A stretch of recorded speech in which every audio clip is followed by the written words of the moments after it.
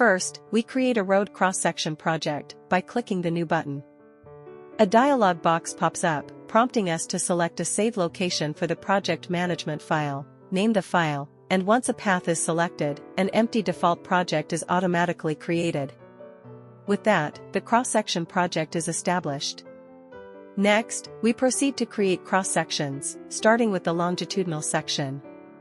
Click on Create, and draw a vector line of the longitudinal cross-section along the centerline of the road, double-clicking to finish. Subsequently, based on the generated longitudinal cross-section, we can produce transverse cross-sections. Here, we manually create a transverse cross-section line. After generating the cross-section lines, we can extract point clouds according to the cross-section line by clicking Extract Point Cloud, setting the required cross-section line and buffer zone, and then clicking Extract.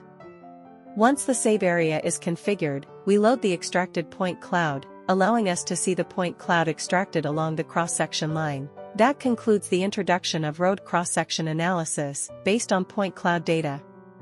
Thank you all for watching.